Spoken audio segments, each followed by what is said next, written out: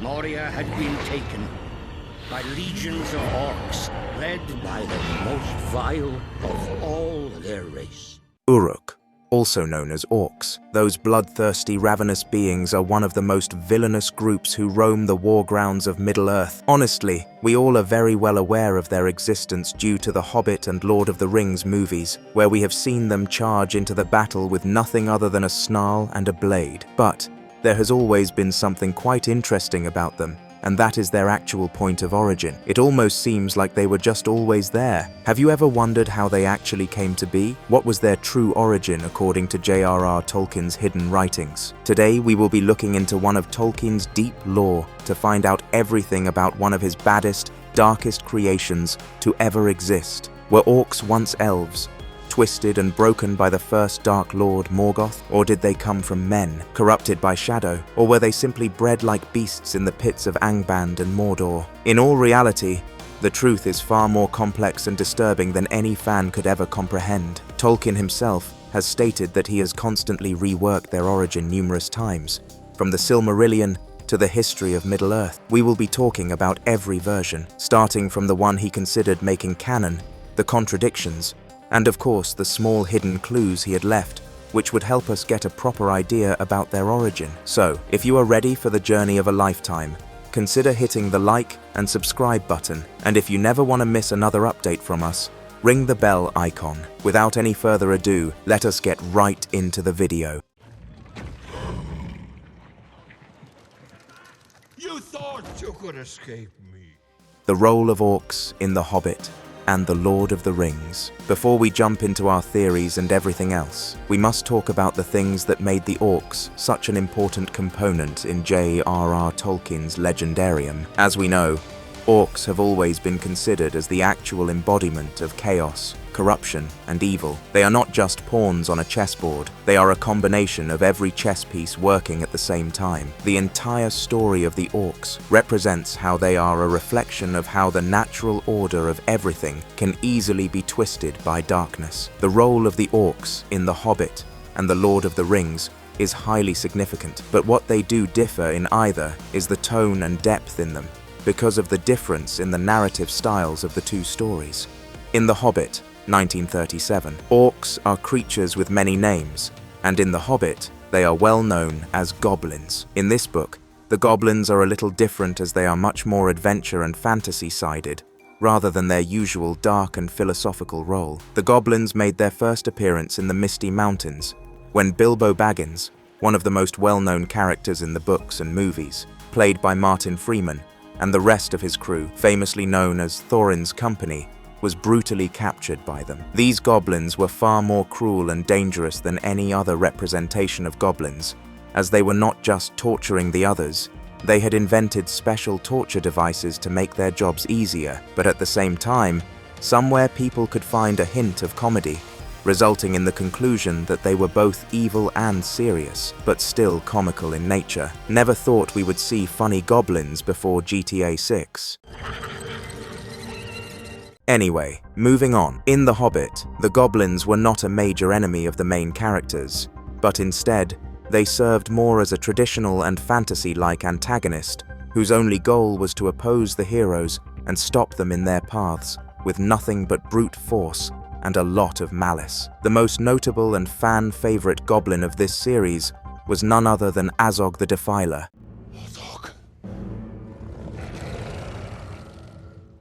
Now, the ones who have read the book must be thinking, what the hell are you talking about? Half of us do not even know about him as he was dead even before we got to see him properly. And we would say, true, but Azog the Defiler, although not explored in the original texts, was a brilliant character and very well developed in Peter Jackson's film adaptation. In fact, he was one of the main antagonists of the story, and also the leader of a faction that was out on a hunt for Thorin Oakenshield. During the Battle of the Five Armies, at the climax of the novel, where a large amount of orcs arrived together, led by sheer vengeance, and of course, greed caused a major event. Their presence alone turned an already brewing battle between elves, men, and dwarves into a full-on war. In fact, they were so strong that everyone else had to team up to fight off this external threat once and for all.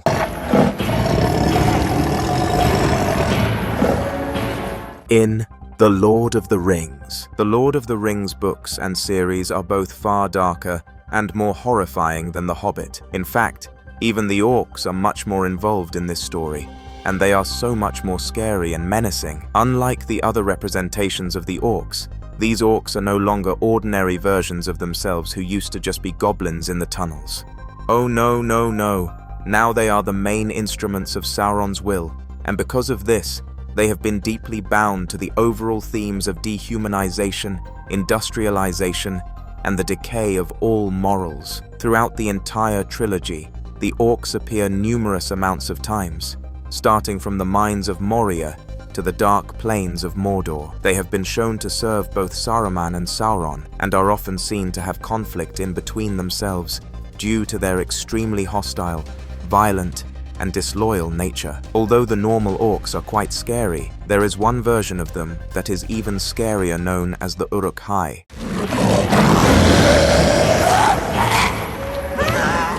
The Uruk-hai is a much stronger and smarter version of the usual orcs, and are extremely special as they have been personally bred by Saruman, and are a much bigger representation of evil, as they are more intelligent, more organized, and tireless. This breed of orcs was so much better than their predecessors, as they managed to capture and hold Merry and Pippin in the Two Towers, and are also famously, and are tagged as the central to the siege of Helm's Deep. You must have thought that this was it, but there is so much more to them. In The Return of the King, the orcs had their biggest parts yet, as they laid siege to the Gondor and marched on to the infamous Black Gate. They are also the inhabitants of a place called Cirith Ungol. Cirith Ungol is the very place where Frodo was taken to after being stung by Shelob. This part of the story is also a great representation of their nature, as Sam got a chance to rescue Frodo and escape just because the orcs had started to fight amongst themselves, showcasing just how chaotic and self-destructive they are. Orcs are not just monsters, to be honest. They are much more than that, as they are the pure reflections of themes such as moral corruption, the abuse of power, and the loss of identity. Not only have the orcs been stripped of their own honor, but they are also internally twisted by the dark powers and have been turned into tools of domination. What orders from Mordor, my lord? What does the Eye command? What is the true origin of orcs? According to Tolkien's hidden lore, there are a lot of mysteries hidden in Middle-earth, but very few of them are as complex, debated, or as haunting as the origin of the orcs. As we already know, The Hobbit and The Lord of the Rings both have shown us their own versions of the orcs, but the one thing in common between these two versions of the vicious creatures is the fact that both of them are the ever-present enemies of the free people. But the one question that arises throughout all of this is, what really is the true origin of the orcs? And how did these disgusting and vile creatures enter a world that was created by Eru Ilúvatar, the One? The answer to all of these questions is as complex as Tolkien's other mythologies as well. It is layered, contradictory, and most importantly, constantly evolving. For decades, Tolkien himself has tried numerous times to give the orcs a proper origin, but with each version of their origin, he has had a dilemma that has caused him to either drop the idea or evolve it. Due to this very reason, Tolkien has not yet been able to give the origin a proper tag of canonicity. You better get ready now, because from here on out, we will discuss every idea he had, every contradiction he had to face, and how this contradiction changed his outlook, not only on his characters, but also on his life.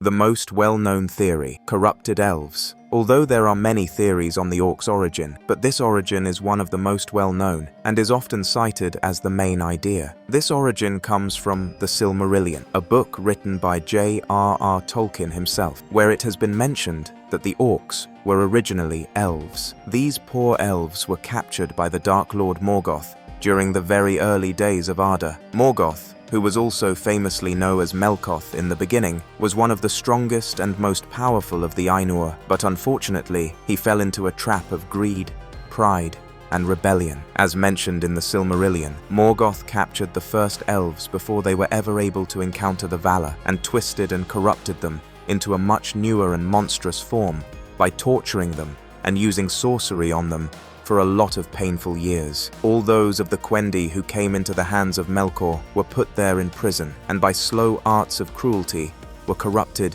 and enslaved. And thus did Melkor breed the hideous race of the Orcs in envy and mockery of the Elves. The Silmarillion, of the coming of the Elves. This idea of the origin makes a lot of sense when compared to the story's theme. Tolkien is a Christian, and due to his religious beliefs, he was heavily inspired by the Bible and by the numerous stories in it, and these stories gave him the idea that evil was a corruption of good and not a thing that could exist on its own. In this context, orcs are a much more twisted echo of their former selves, the elves. They are much more evil, aggressive, and overall vile, whereas the elves are immortal, intelligent, and noble. As a matter of fact, this very idea of corruption fits Morgoth's nature perfectly, as he could not create life, just deform it. Later concerns, theological and moral dilemmas. Although the previous origin was true to the story, Tolkien continued to think about his mythology as he aged, and during this very progression of his life, he realized that the idea of orcs being corrupted versions of elves made him very uncomfortable, as seen in his private letters and essays, some of which were published openly in the History of Middle-earth series. Tolkien himself questioned his idea of Morgoth being capable of doing such a feat. In fact, he distinctively questioned if Morgoth, or even Sauron, was capable of creating a sentient and rational creature like the orcs. This question stemmed from the fact that only Eru Ilúvatar was nearly powerful enough to grant anything true life and free will. During this very time, Tolkien also had a few other moral concerns. He questioned that if orcs were truly corrupted versions of elves and men, that would mean that they had a soul, and if they had a soul, so be it corrupted, were they not capable of achieving redemption? And if they truly could get redemption, how could they be brutally slaughtered and killed without any real moral consequences, as they were in his stories? In the year 1954, Tolkien wrote a letter to Naomi Mitchison, which stated, "There might be orcs of independent origin, but always corrupted and perverted. In any case, they were subordinate beings bred by Melkor, probably not capable of good." In this letter, he implied that the orcs truly did have rational souls, and may have been good at some point, but due to their current twisted and evil nature, which was so deeply implanted in them, redemption would be nearly impossible. And although he thought about this idea a lot, he was truly not satisfied with it, and knew there was something that was missing. The men theory, orcs from the second born. After raising so many concerns with the first origin story, Tolkien decided to address these himself, and considered the idea that instead of orcs being twisted elves, what if they were truly the twisted versions of men, the second-born children of Ilúvatar? This idea would make so much more sense truly, as men are mortal, they are quite vulnerable to corruption, and they were not nearly as sacred as elves, so the idea of them becoming evil would be much more fitting in the story's theme. Men were capable of great things, but they were also easy to be twisted, both in body and in mind by Morgoth, but also not twisted in ways that would formally challenge Tolkien's fundamental ideas and views on the nature of creation itself. This very idea soon seeped its way into a lot of main writings such as the volume Morgoth's Ring, The History of Middle-earth, Volume 10, in which Tolkien actually reviewed and re-examined a lot of cosmological questions. In this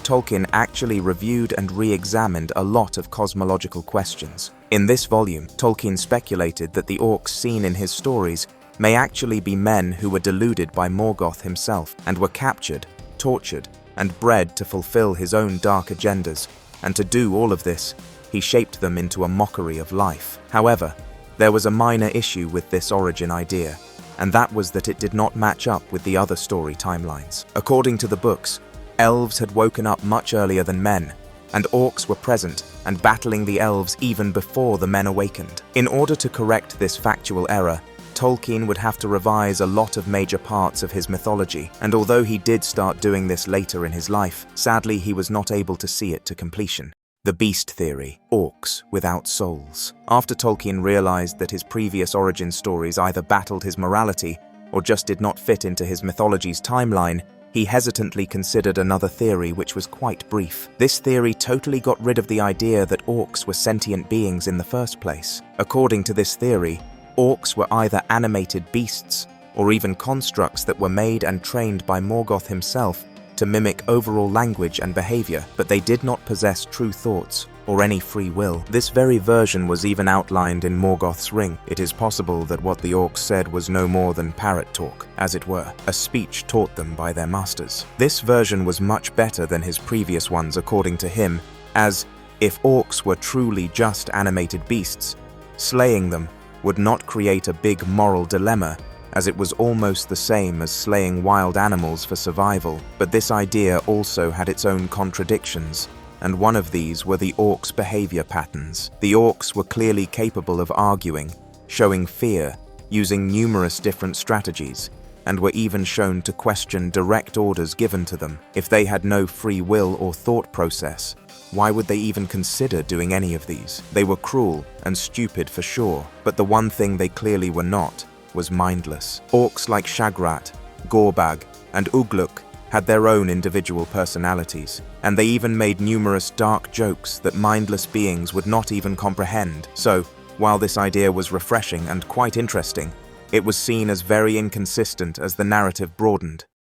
A hybrid theory, orcs of many origins. Tolkien had worked on a lot of ideas in between, and in some of his final written notes, Tolkien decided to actually make a compromise in his theories. He proposed the idea that instead of having a single species as their origin, the orcs had actually originated from multiple different species. They may have originated from elves, men, or even beasts, and in some cases, they might have even bred amongst each other, and all of them might have been infused with dark, evil spirits who were sent by Morgoth himself. These dark and evil spirits could be classified as Maiar, who were divine beings like the Balrog or Sauron, and were actually bound to corrupted flesh so that it could give it intelligence and will. This specific idea went pretty well with the idea that Morgoth's own power had seeped deep into the very matter of Arda. This had created a world that was influenced heavily by his own visions and ideas. In fact, in this version, the orcs, instead of being a unified species, were actually mongrel creations, in which each specific line of orcs had a slightly different origin. Some of them could be corrupted men, some could be twisted and tortured elves, or they could be a mixture of beasts who were infused with dark spirits. This idea of having multiple origins, also known as the hybrid origin, could be the closest Tolkien ever came to finding a solution to the origin story of the orcs. This idea also preserved the original idea that Morgoth could not create life on his own. Instead, he could only twist it. This idea would also help the readers and watchers understand why so many orcs looked so different from each other and behaved differently in different situations. While this idea cleared out a lot of practical issues, it also made sure that no moral complications occurred, as the orcs could be of any species, and it was just survival of the fittest at this point. The city is rank with it. Till the very end, Tolkien never really ever gave a proper and final answer to the origin of the orcs, and it may have very well been intentional to keep the readers guessing and theorizing. Overall, in his mystical world, the orcs were only meant to symbolize the idea of corruption, not just in the body, but also in the mind. The orcs were reflections of the destructive powers that came with pride, cruelty, and domination. It does not matter if they originated from elves, men, or even beasts. In the end, they were defined, not from where their story began, but where they decided to end it by becoming something that was pure evil. Tolkien once wrote that evil cannot create, only mock, and this sentence was the perfect description needed for the orcs. In reality, the orcs were just a disgusting and vile mockery or parody of the children of Ilúvatar, made from pure hatred and disgust, who were enslaved by the wills of the darkness and were finally defeated by the light. The origin of the orcs remains uncertain to this date because, in Tolkien's universe and its idea of morals, evil has been, is, and will always be just a distortion of truth, and sometimes this distortion was deep enough to leave scars that were practically untraceable. If you enjoyed this video, please consider liking the video and subscribing to the channel so that you never miss another interesting theory from yours truly.